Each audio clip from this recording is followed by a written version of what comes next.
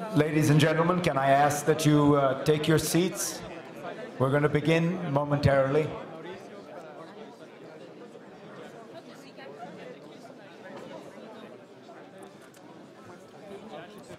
Can I ask that people close the doors so that we can get started?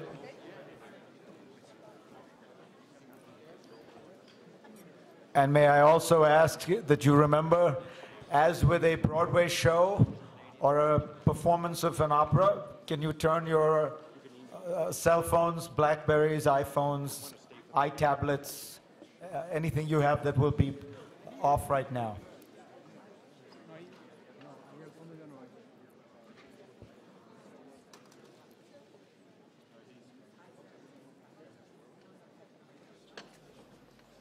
And if the photographers could give us a break, we will start, and then you can all come back later. How's that? All right, we are going to begin this very important but somewhat complex session because of the number of languages we have involved. So I hope you will bear with us. There is simultaneous translation. You all have headsets. If there is somebody here who is able to speak English, French, German, Spanish, Japanese, Russian, Chinese, and Arabic, you will not need a headset. Otherwise, feel free to use one. The way we're going to structure this session, because we have 6 very distinguished heads of government or heads of state tackling a very important issue, is to dispense with the formality or the protocol that would require opening statements from each of these very distinguished leaders. If we were to do that, the session would be effectively over at the end of those statements. So instead, we're going to begin with me posing a question to each of these leaders, and I'm going to ask that they respond to them as frankly and frankly briefly as they could. And then we will move on and try to build a conversation from there and then involve all of you. I'm going to introduce them as we go along. None of them need an introduction. But I thought that we would start with President Calderón of Mexico, who is going to host a summit on climate change next year. And I wanted to ask you, when you think about global cooperation, one of the central dilemmas you face looking forward is one that emerged in Copenhagen and is clear when you think about the issue of climate change, which is that the interests of the developing world and the interests of the developed world are not the same. And increasingly, the developing world, the Chinas, the Indias, the Brazils of the world, are speaking quite forcefully about their needs, their interests, and as a result, in a strange sense, even though we have more globalization and more global trade and commerce, there is actually less of a sense of common interest. So how are you going to square this circle next year?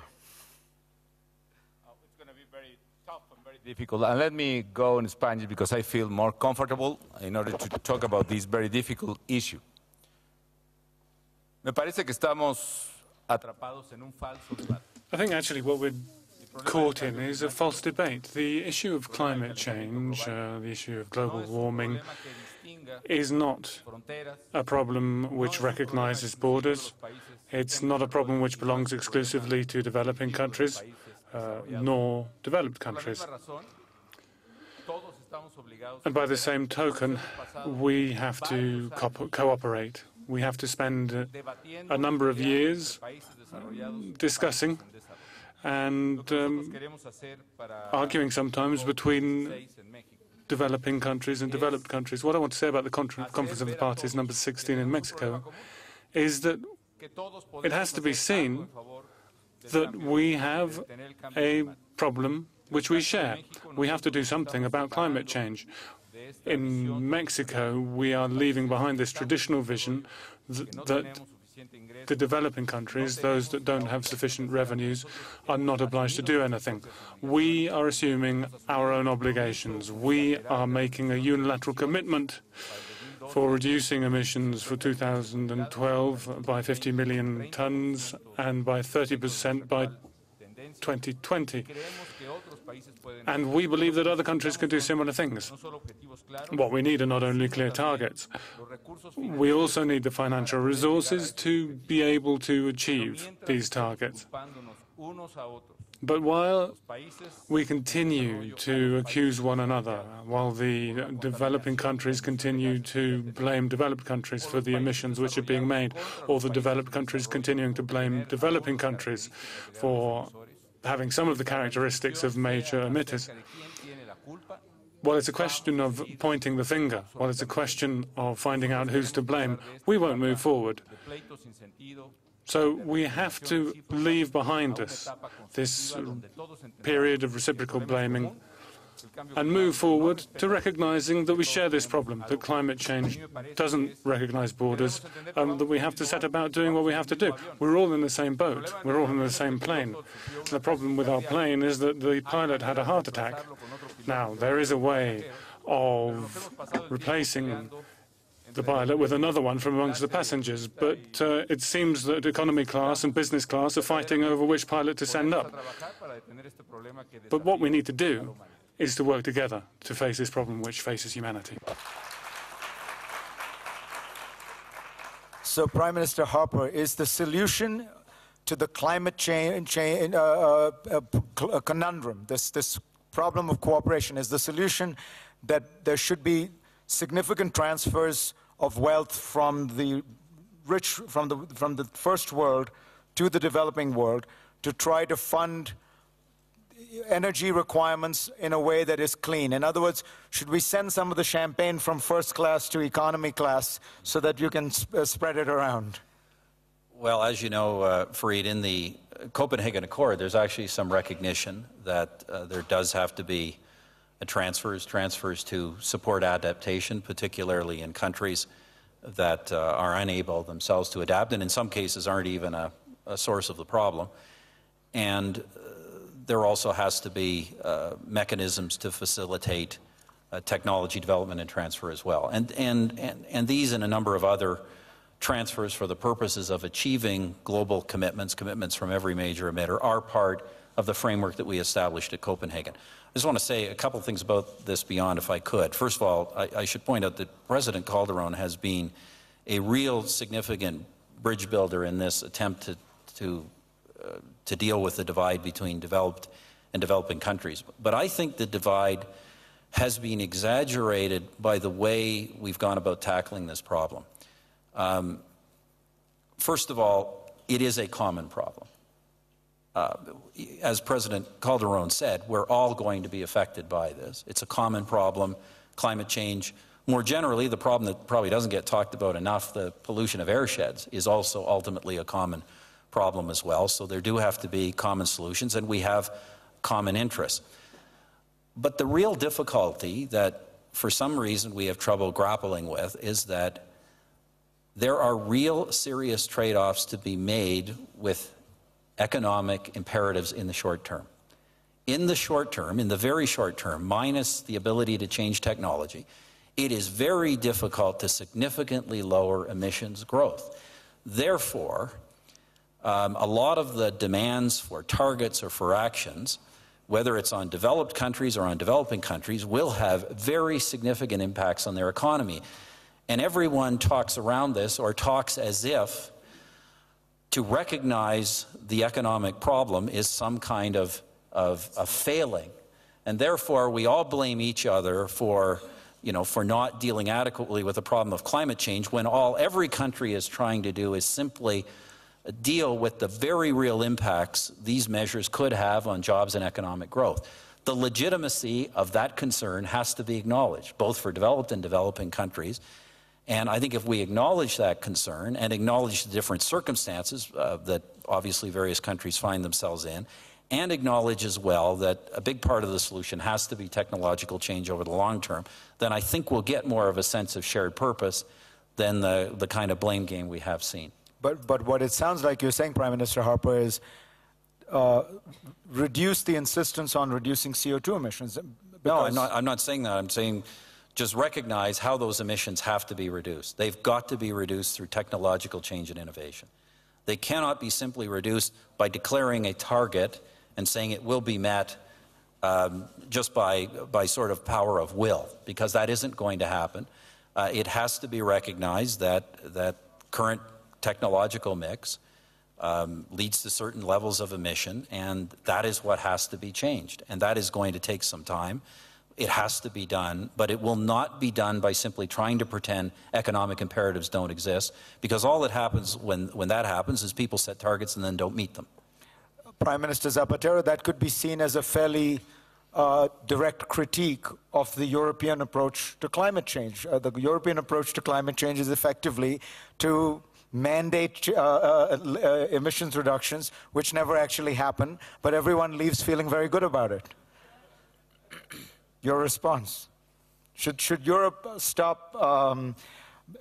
setting out rhetorical targets that it is not actually going to meet and admit the reality that Prime Minister Harper is admitting, or is that failure?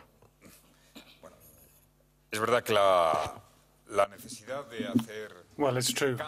There's a need to make changes to combat climate change. The European Union has set a good example. It has agreed on a shared position which we defended in Copenhagen, and we're prepared to go even further in the reduction of emissions from 20% in 2020 to up to 30%, depending on what other players do.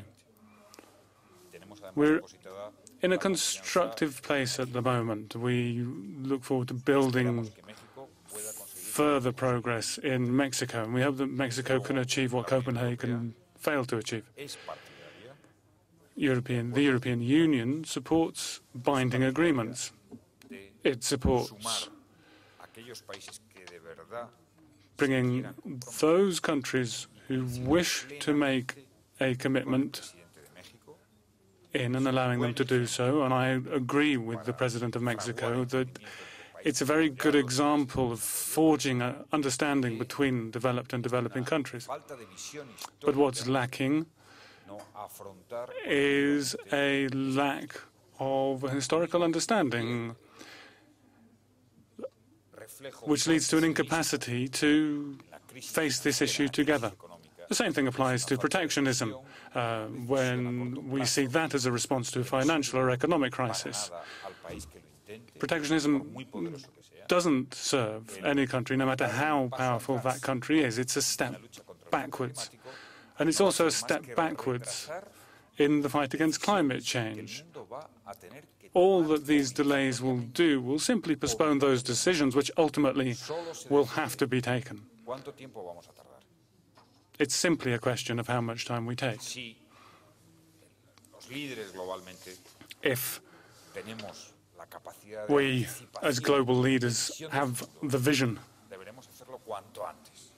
to see into the future, we have to act as soon as possible, reach a binding agreement which would apply to all countries.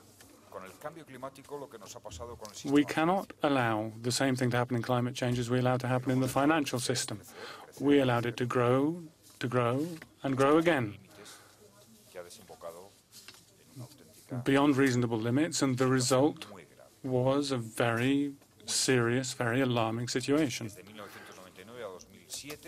From 1999 to 2007, trade grew by 176%, and financial transactions by 366%. But let me just be clear. You're saying that you would be willing, you're saying, Mr. President, that you would be willing to go to the Spanish people and say, we are going to have lower economic growth for the next 20 years because we have to meet these limits on CO2 emissions. Because that is the quandary that Prime Minister Harper is presenting, which is, with the current mix of energy technology, the only way to achieve the targets that the EU sets out would be to actually lower economic growth. Are you comfortable with that? Are you comfortable going to your voters with that? And then President Calderón.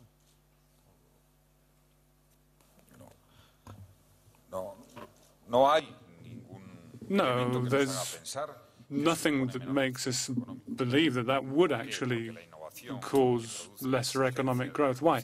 Well, because the technology that is required, the effort that is required to find new resources will lead to job creation, will lead to innovation, and surely that will only serve the interests of growth. We have to be aware of two things. At this juncture in globalization, either we really address the issue of inequality in the world and the millions of people who suffer from extreme poverty, or our future is very dark. Whatever happens with climate change, either we allow the financial system to act in an unregulated manner, or we try and do something. But as long as there are billions of people without sufficient resources, without sufficient food, then our future doesn't look good. Our future is compromised. Our future is jeopardized. We have scientific proof that carbon emissions lead to climate change, and if we don't take action to respond to this, then our future is jeopardized because of that as well. And I have enormous belief in the capacity and the talent for innovation that we have to meet all eventualities. What's lacking is the sufficient political will. In Europe, we can see that there is sufficient political will. We are the biggest donators in the area of development to put an end to extreme poverty, lack of education, illness, pandemics. 60% of assistance in that area is European, and the greatest commitment in the area of combating climate change is European. And what we, as Europe, have to do is call upon the other major powers to take commitments upon themselves as well. Let me switch, because we just have to move on a little bit. President Lee, you're going to chair the G20. Another area of global cooperation that seems to be languishing is trade. The Doha round seemed pretty close to completion. There was a meeting in New Delhi among commerce ministers. It appears that there is a general consensus on what the deal would be. At a moment like this, with the global economy in a still fragile condition, wouldn't this be a perfect moment to move it forward? And what is it that makes it so difficult now that there is a kind of workable formula that seems to be, agreed upon by the various trade ministers?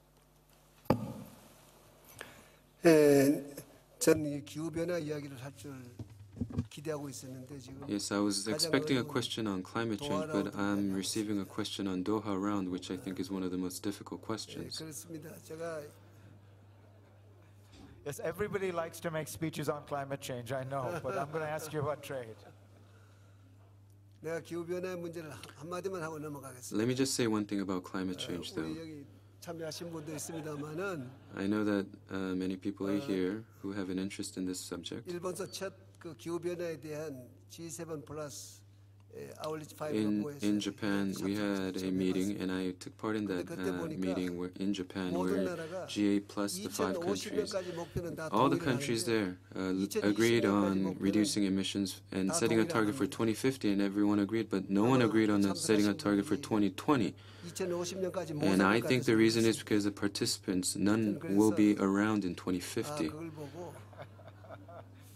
And so looking at that, I thought everyone can agree in the far distant future. When everyone is gone, everyone will be able to agree, but it is difficult to agree in the near term or the short term. Regarding Doha round, last year we all went through a global economic crisis. It was unprecedented, as we all know.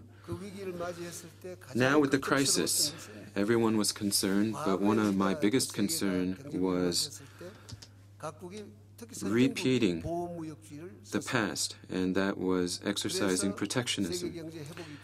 Now we know from historical experience that if every country sets up new trade barriers, this will stunt the recovery of the global economy. So when we were struck with this global economic crisis, everyone was concerned and worried that perhaps countries will resort back to protectionist measures, thereby stunting economic recovery. But this time, we all agreed. Advanced and emerging economies came together We all agreed on coordinating our fiscal expansionary policies. Advanced and developing economies came together to reject all forms of protectionism, and these agreements more or less were respected and taken up. And having said that, I think the G20 has done a tremendous job of bringing together these different countries and also taking its responsibility of international cooperation and coordination. And this is the reason why the G20 has now become recognized as the premier forum for international economic matters. I was the one, and other leaders here all agreed that we must do everything that we can to reject all forms of protectionism. And I'm happy to say that we did our best to uphold our promise of a standstill. And now for liberalizing trade, we must agree on the DDA agreement. But when we look at the reality, all the countries agree on the need and the necessity to come to an agreement on the Doha round, but when we come down to the specifics and the details, there are difficulties and diverging views. And Mr. Zakaria said that this year is an opportunity for us to conclude the DDA, and I also believe that this year we must and we should conclude the Doha round agreement once and for all. But when we look at the harsh reality, and we ask ourselves, can we conclude the Doha round by the end of this year? I am not going to name names. All the countries expect and hope we can conclude the Doha round by the end of this year, but we are going to have countries taking into consideration other countries' needs and necessities. For instance, some countries, and I'm talking about my own country, in the absence of an agreement on the Doha round, in order for us to facilitate liberal trade, we have embarked on signing free trade agreements with various countries, including India, ASEAN with India, and I think Korea is one of the countries with the most extensive agreements, free trade agreements with various countries around the world. So again, I am very hopeful, and I want the DTA to be concluded by the end of this year. And if I say this, those responsible for the lack of progress, none of them are represented here. But we all know that there are countries who are to blame for the slow progress in the Doha round negotiations. So in the meantime, Korea and other countries, realistically speaking, they are engaged in establishing various free trade agreements in order to facilitate global trade. And in the G20, of course, we'll be discussing these issues in order to liberalize trade and open up markets, and also to give impetus so that we can really see the conclusion of this Doha round agreement. And as you mentioned, we are the chair and host of the G20 for this year, G20 this year, so we will do our part to contribute to this effort. You talked about the dangers of protectionism. 보호무역주의의 위험에 대해서 말씀을 You talked 하셨는데 about your fears that you are going to end up in a world where governments intervene. When I look out at the landscape, probably the thing that worries me the most in terms of triggering protectionism, and I asked this question to the Prime Minister of Vietnam, is that you have a China that is maintaining a artificially high currency that is causing great anxiety among its trading partners, particularly the United States and Europe. If there is going to be some rebalancing of the global economy, there would have to be some conversation with the Chinese government that allows a fair or freer exchange of the renminbi. Do you foresee that as being something that could happen under any kind of bilateral, multilateral talks? I never said these would be easy questions, Mr. Prime Minister.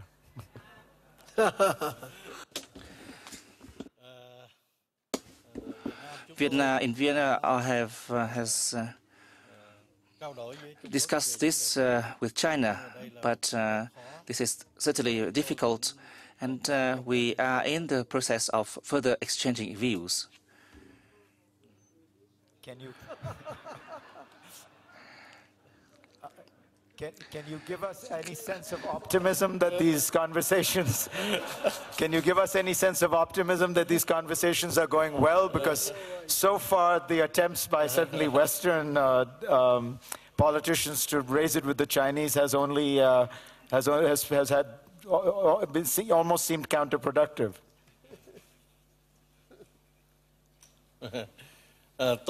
I have some meetings and discussions with them, but it seems there's no clear direction. All right. Nobody said the answers would be easy either. Touché. President Zuma, when you listen to all these conversations, you still have millions of poor people in your country. Is it fair to say that for you, trade is the most important thing above foreign aid, above anything else? You want to see Western markets open to South Africa? You want to see a further liberalization so that Africa can export its way and raise its living standards? Or are there other concerns on your mind? Yes, definitely. The question of the trade globally is a critical point. We move from a disadvantage that we have always been disadvantaged. And we have been, in the negotiations, talking to the developed world to open up. And the problem has been the developed world reluctant to do so. We have had negotiations that have gone almost a decade. We can't produce agreements. And these are really based on very subjective interests, not the interests of humanity, as it were. It is just like the same issue you were asking earlier on the climate change. Once everybody agrees that this is a danger to all of us, but it's very difficult for people to have comprehensive agreements that will help us address the question of climate change. It is worse with this one, because this one is not like a danger that is endangering everybody else. Some people are sitting comfortably with their developed economies, and some people are faced with very serious poverty. And it is very difficult to reach that agreement. You can imagine if it is difficult to reach an agreement on the issue that affects everybody, rich and poor, the climate change, how much more with the issues that do not affect the developed world? For the fact that we have negotiated some of the issues in the WTO for a decade, it indicates the difficulty that we are failing to walk the talk on the issue that we are now a globalized world. And our behavior ought to be in keeping with that. The theme of this WEF today says, let us rethink, let us redesign, let us rebuild. It addresses these problems we are talking about. What do we mean exactly by so saying? What is it that we need to look at? And I think we have not identified the specific issues we need to look at. The institutions of the world that take decisions, where these countries, all of us, meet with a purpose of taking decisions. Once we come to those summits or at whatever level, it's very difficult for people to take decisions that affect their national interests. I also want to make this example because when we were faced with the financial crisis, which was a global problem, the solutions to it became very national, very subjective. That indicates the reluctancy of the developed world to be part of the globe to solve problems, therefore to have global solutions that will help everybody else. So the divisions still exist. It's a problem that I think all of us need to face, to say there is a bigger picture of the globe here. On the climate change, we need to solve the problem so that we don't all perish. Even if they know that we are going to be perishing, all of us, they're still reluctant. I mean, the analogy of an aircraft is a fitting one. wherein we're all there in the air.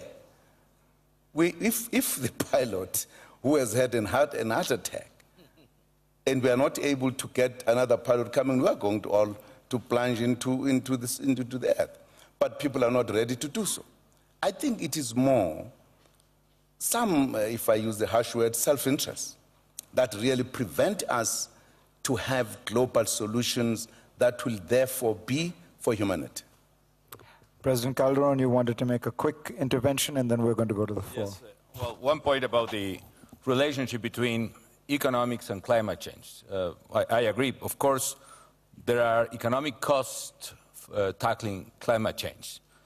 But nevertheless, we need to realize that according with the consequences of global warming in the future, the opportunity cost of that could be higher in economic terms. So the point is, the cost of doing nothing now would be much higher than take actions today.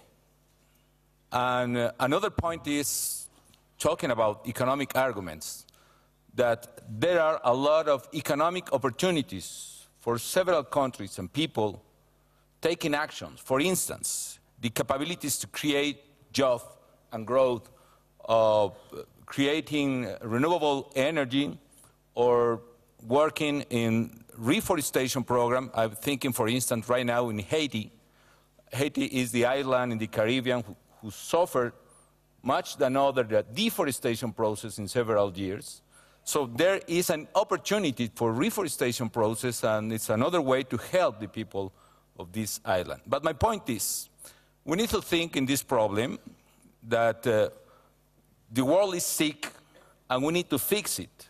It's the same in a family. If you have some members of the family sick, you need to bring his or her to the doctor and pay the cost. And we need to pay the cost in order to fix the world.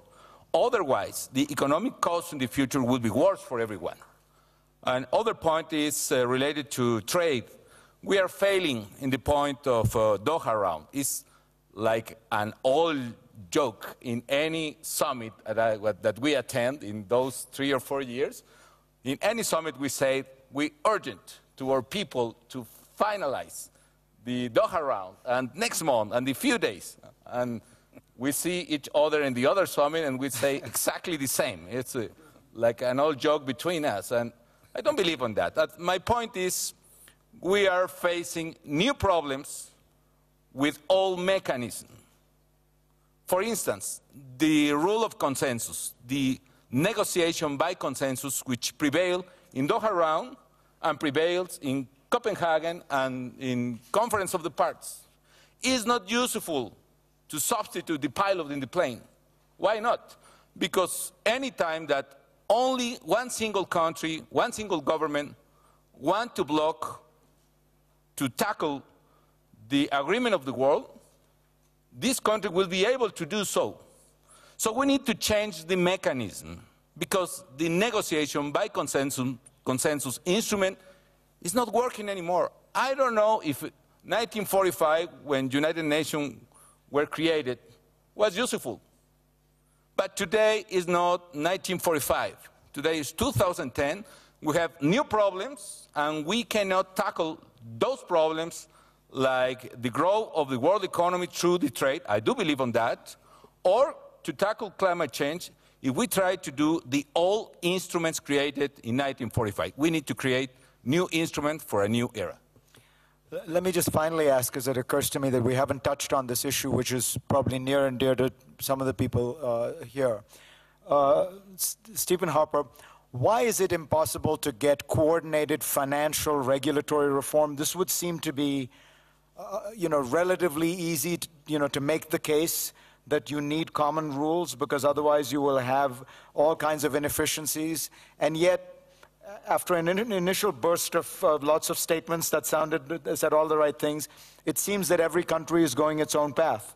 Britain, France, the United States, all announcing separate and different regulatory regimes. Well, I'm not as pessimistic that this is a hopeless exercise. I think some progress has been made. As I mentioned earlier, Canada chaired the initial G20, co-chaired the initial G20 task force on regulatory reform, and I think we agreed on some common principles. I think we all agree that we need stronger systems of national regulation that are coordinated, that there's international peer review, and I'm still optimistic that in the discussions that are occurring between countries that you will see moves in that direction. I think. So as I say, I don't think, Fareed, this is a hopeless exercise. I may not, we may want to do somewhat different things in some other countries based on obviously Canada's experience being very different than some other countries. But ultimately, I think there is a recognition. I certainly never have seen any difficulty among the leaders with a fundamental recognition that problems in the financial sector caused the crisis and cannot be repeated, and that everyone understands that if financial regulations are woefully deficient in some major economy, there's an enormous risk through a globalized economy of transmission of these problems to everybody else. So I think there's a recognition of the bases here. I just think this is an extremely complex area. As I say, I think if we be patient and if we keep working at it, I do think you will see progress made, but it may be in fits and starts, and there may be some who do some things that not everybody is going to do. All right, we're going to move to questions from the floor. I want to start us off with the gentleman who I spot in the first row, Bill Gates. Thank you.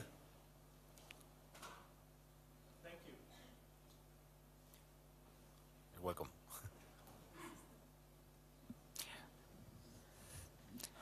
Can somebody get Mr. Gates technology that works?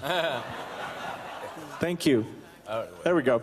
The world over the last 20 years has made a great progress on poverty, the Millennium Development Goals, lowering absolute poverty in half, reducing the number of children who die from over 12 million to under 9 million. And I'm curious, as we move forward in these meetings where pressure for development aid has been very strong, and that's been a key element of this progress, which meetings and how do we see keeping the pressure on? In some ways, we don't have meetings that include the low-income countries, and as you get people in who aren't involved in aid, that consensus could go away. So I'm curious if the pressure will stay strong, and if so, where will it come from?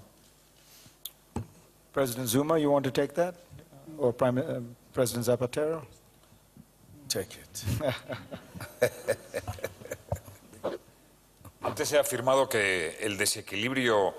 Well, before I was saying that the greatest imbalance that we see in the world is the difference between rich countries and poor countries, particularly all of those who are excluded, who find themselves in extreme poverty. We're talking about billions. We have seen progress, but we have a huge task ahead of us. And if we don't address this task, we'll see another crisis. Like this crisis, it will have its roots in imbalances. And it's not just going to happen in the area of trade. And trade is not enough to solve the problem. There are those countries that cannot produce products. They don't have the technological capacity. They don't have the infrastructure. They don't have the necessary knowledge. They don't have the level of health, which is undermining the capacity of the country to produce. So achieving the Millennium Development Goals is our overriding task. It's a task of huge responsibility as climate changes. Spain is the country which has seen the biggest increase in development assistance over recent years. We now have a large budget deficit, and we will be carrying out budgetary austerity measures, no doubt, over the coming months and years. But we are not going to reduce development assistance. We are not going to reduce it. We have responsibility for these millions and millions of children who do not have an opportunity. So through our development assistance, we are giving an opportunity to everybody. I agree absolutely with what Mr. Gates has said. This forum, forums at the international level, the whole international debate will only have any meaning if those who have the least power count in some way, if their voices are heard. And their voices need to be heard in all fora, in all international institutions. Now, I agree with the Prime Minister of Canada.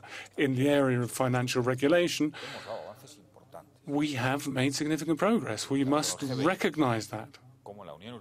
Both the G20 and the European Union have moved forward in this area to the point where we nearly have common rules, stable regulation and supervision.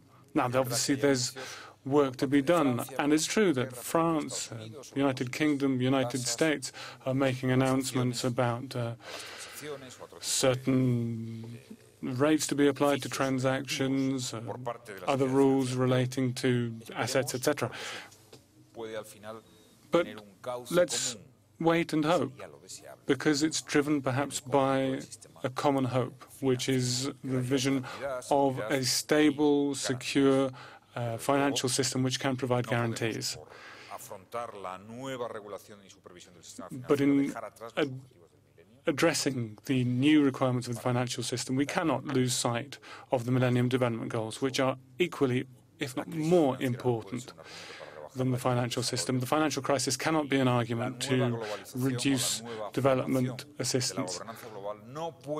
And recasting, rethinking global architecture cannot in any way disadvantage the most disadvantaged countries.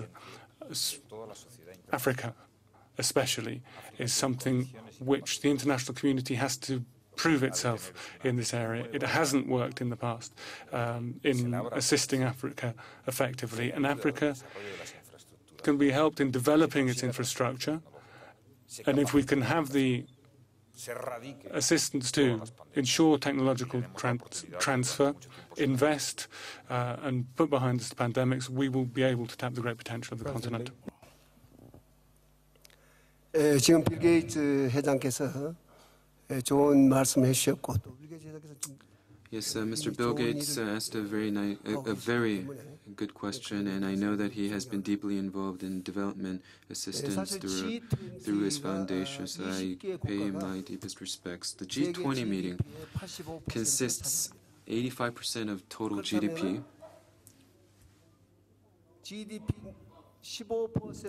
So the remaining 15% of the GDP consists of approximately 170 countries, because 20 countries involved in the G20 consist roughly 85% of the global GDP. So the remaining 15% is consisting of more than 170 countries. What that means is that there are many low-income countries and developing countries that consist of 15% of the GDP. So what's important is for the G20 countries that consist 85% of the total GDP is to reach out to these countries who are not taking part in the G20 and listen to their concerns and listen to their needs and reflect their positions as we conduct discussions within the G20. Because if we do not take into consideration the voices of these remaining 170 or so countries, the G20 will not be effective. When the G20 conducts various discussions on a variety of topics and agenda items, we must talk about how to improve the educational system, how to improve the healthcare system in these developing countries, how to improve the water supplies, how to talk about providing better care for the children in these developing countries, and there's a whole host of topics to be discussed. It is not enough for these developed countries to just give them money and to leave it at that. I believe there's much more for us to do if we are to ensure prosperous growth and continued growth for these developing countries. Look in the case of Korea. 50 years ago, Korea's per capita GDP was $40. At that time, Korea was one of the poorest countries. Korea was the recipient of soft loans or an EDCF and grants. And if Korea were to just receive these assistance and live day by day, I can tell you for a fact that the Republic of Korea will not be sitting here today. What we did back then 40, 50 years ago was to receive this aid, receive the assistance. We then went out to learn techniques and technologies, how to grow food, how to build stuff, how to manufacture goods. And so as a result, after 50 years of being a country that received help from the outside, Korea last year became a donor country because we became a member of the DAC of the OECD. This is the first time in history where a country in such a short period of time became from that of a receiving country to one that gives aid to other countries. Korea, like I said now, knows what it's like to receive assistance from the outside. We know what is desperately needed. We know what the receiving country needs, because we were once, just 40 years ago, a country that received aid from our friends and neighbors across the world. That is why I tell you with confidence that for, let's say, a farmer in Africa, you must teach this farmer in Africa a way to develop crops that suits his needs and circumstances and the environment. You cannot just tell this farmer in Africa, this is the way they grow wheat in America, so this is how you can grow wheat here in Africa. That will not suffice. We cannot just collect money from rich people in rich countries and hand out these money to these developing countries, because then what's going to happen is that these developing countries will just get used to receiving help and assistance, because then they will not be able to become a country that one day provides help for those others in need, because this is what we truly need.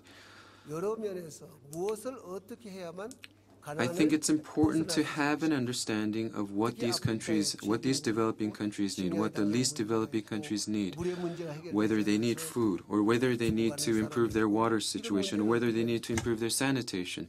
Whatever their specific needs may be, I think we really have to sit down and listen to what they need, listen to their unique circumstances, tailor the assistance so that it can translate into substantive, tangible results. And I think this is the way that development assistance should go, and this is the kind of endeavor that we should pursue. Again, I say this because I myself and many Koreans, we have vivid memories of receiving help from those in the outside, and we know what we need, and we know what is the most effective way to provide development assistance, and the G20 will reach out, like I said, to these developing countries and listen to their concerns and apply that to our discussions. President Zuma, you wanted to add something? Yes. No, I just wanted to add to what the colleagues have said, because when we talk about the plight of the poor, who are a majority, there are places where decisions are taken. And the decisions that affect the majority are taken in the multilateral institutions. Decisions that at times include the very specific issue of helping those who are in need, the plight of the poor. I think what my colleague said earlier, that we have structures that were developed decades and decades ago when the circumstances were different. The circumstances today have changed. If you take critical institutions like the UN, which takes decisions that affects all of us, the General Assembly, you have the majority of the world. But there is a Security Council with the minority of the world who have the right to veto any decision taken by the majority.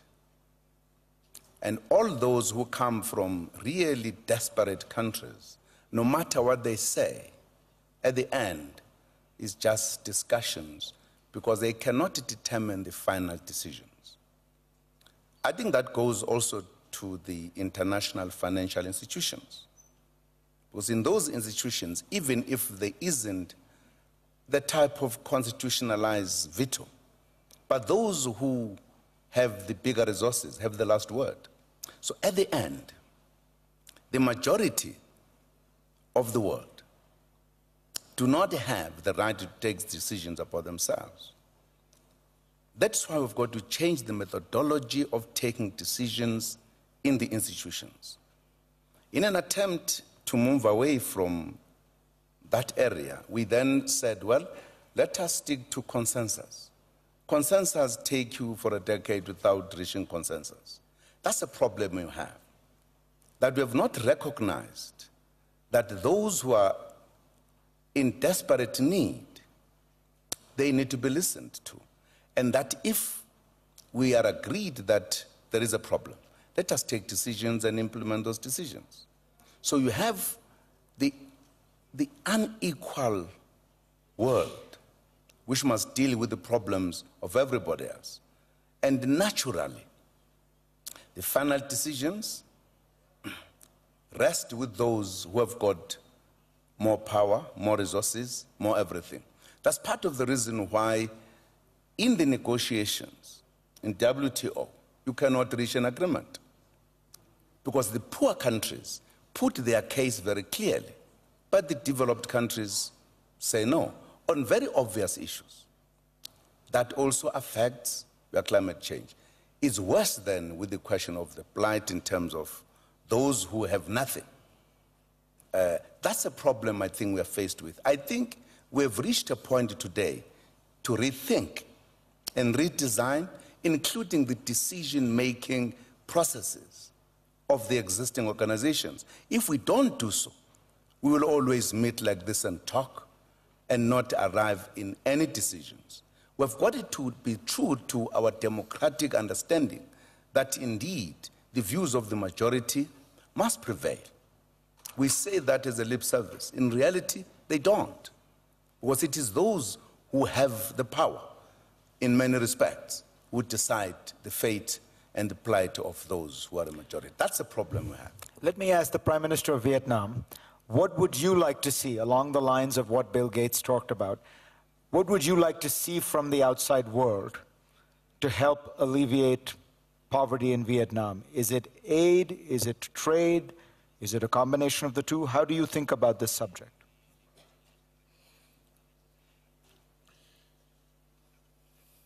I think that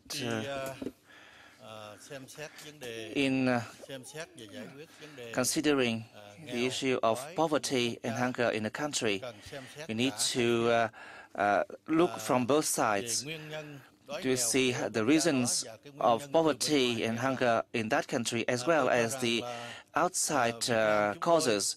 Vietnam is trying its best to overcome poverty and hunger. But poverty in Vietnam is a result of the war, of the invasion wars. And as such, I believe that inequality, injustice today between the developed and the developing countries, the rich and the poor, as well as the global governance mechanism is still unequal and needs to be rethink and repair. We need to, the settlement of poverty in one country must be done through the efforts of that country itself, but also through the assistance and support from the developed world, from the countries that have caused poverty in that individual country. For instance, the recent crisis has revealed the weaknesses and shortcomings of the global governance. We need a more democratic world, and we need to touch upon the right role of the developing countries, of various groups of countries in the world. In regard to the Doha round, the developed countries must recognize that it is necessary to conclude the Doha round. If we can do so, we can tackle one big challenge to help people of the world to overcome poverty. Thank you very much. Questions from the floor? Let me see, sir, there. Yeah. And if you can introduce yourself and be brief and make sure it is actually a question. I'll try. Alejandro Bayer, Mexico. He's speaking Spanish. I was wondering if it would be feasible Me pregunto si sería realizable. in a very short time, instead of all of us feeling so proud about how to answer a question without an answer, La pregunta, la misma and the question would be, y la pregunta sería it would be possible that si sería posible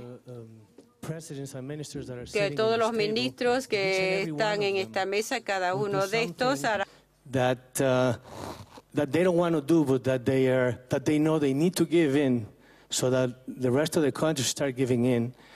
I think that would change a lot of things. And my question would be to them if they think that would be feasible.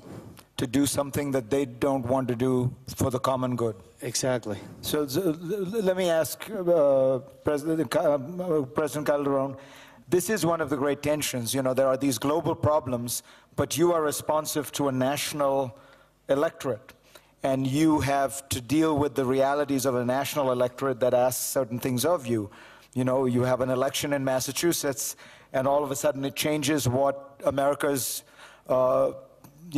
position or projection of itself is in the world, because we have to deal with those issues. How do you tackle that? I suppose the question would be, provide advice to elected politicians, since you're in the unique position of not having to run for re-election. What should they do? How should they tackle this? Well, of course, in any case, you need to respond to your people. And the problem is how to combine the national interest with the global interest. And usually, the national interest, and more specifically, the political interest, prevails over the global interest. And this is the point, for instance, in terms of tackling climate change, and probably it's exactly the same in terms of trade and Doha round.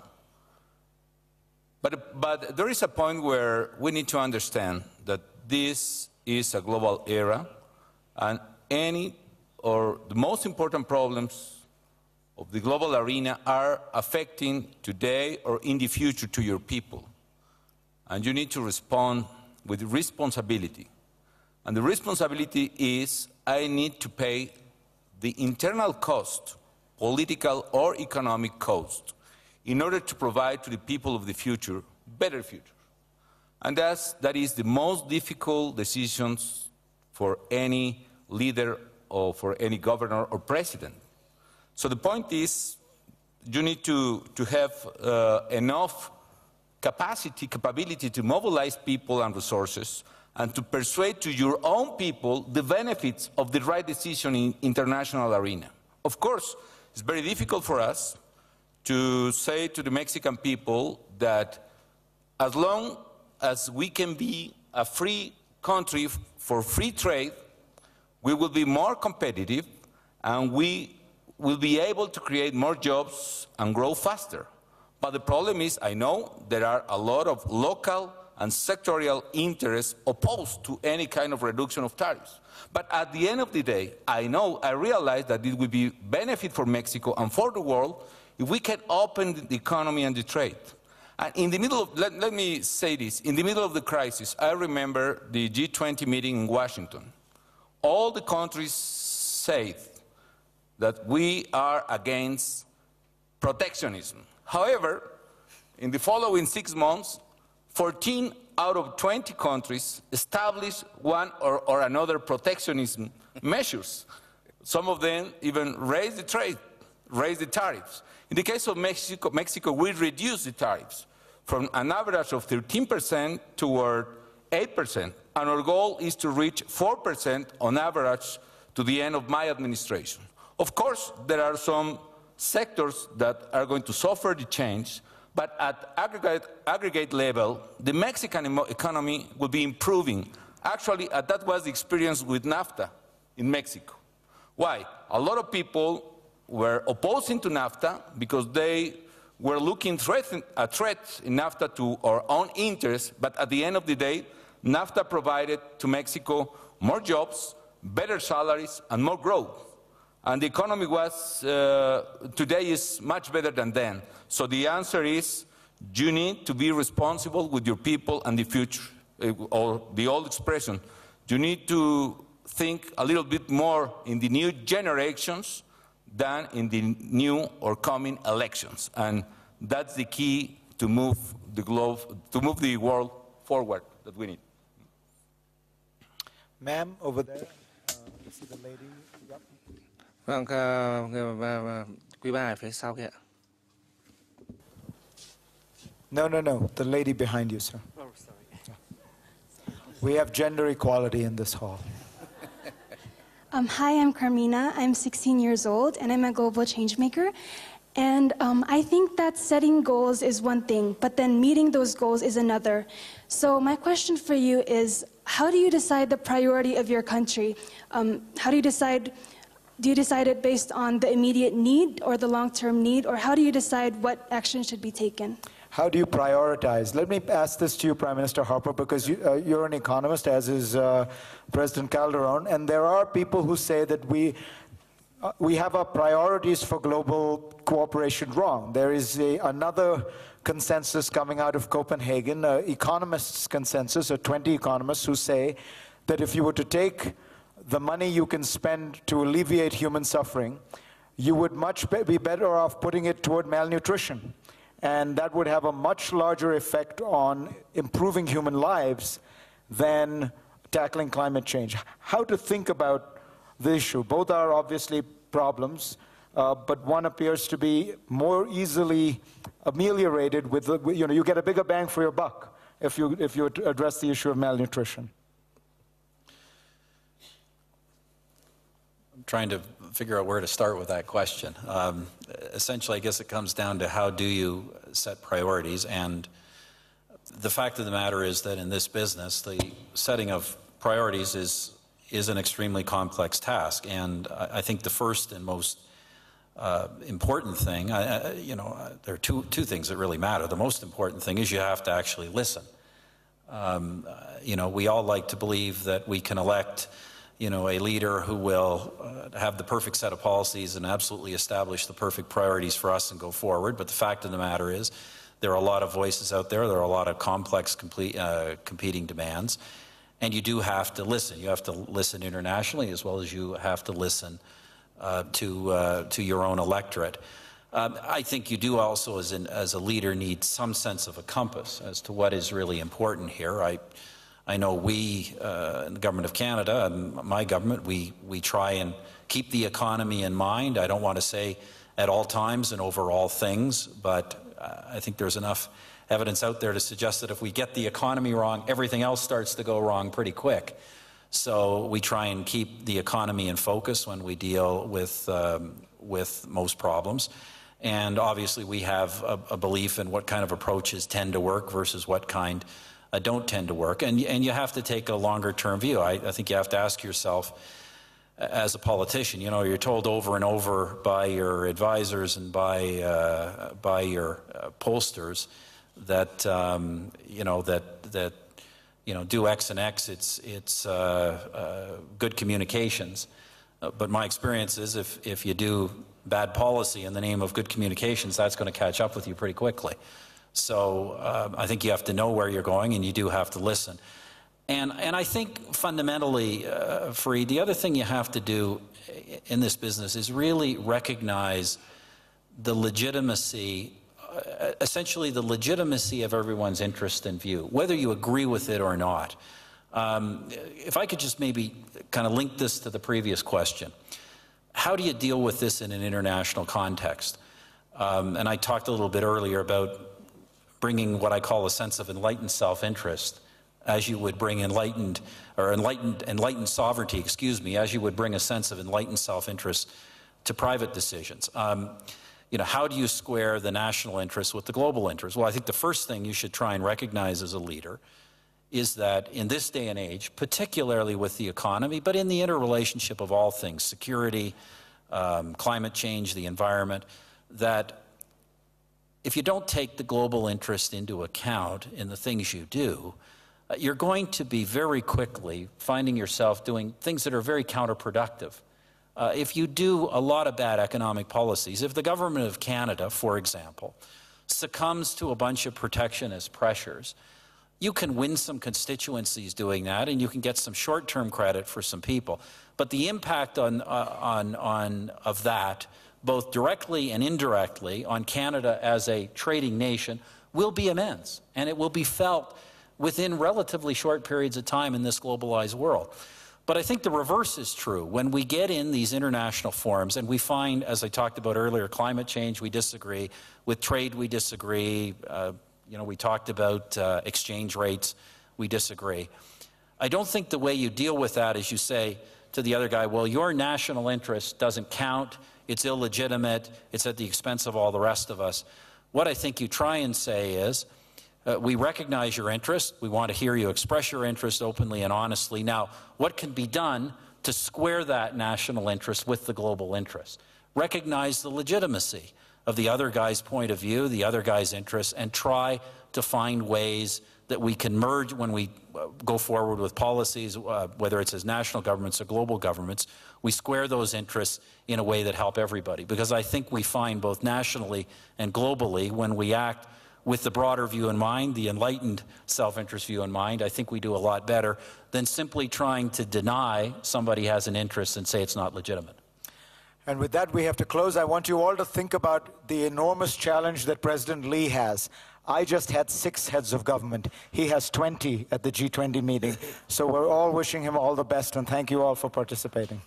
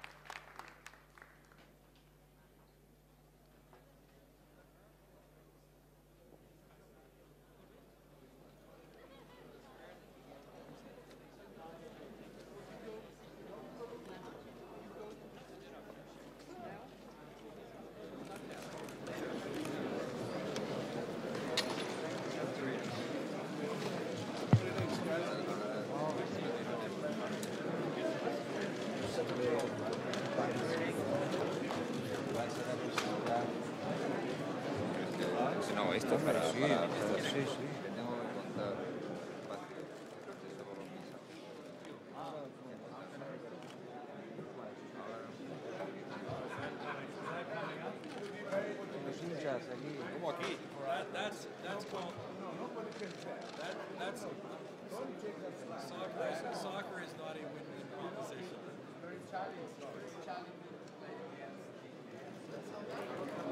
All I know is we contribute to world peace.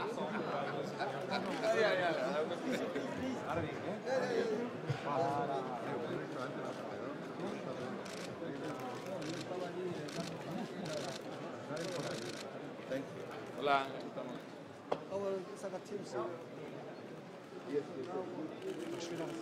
team.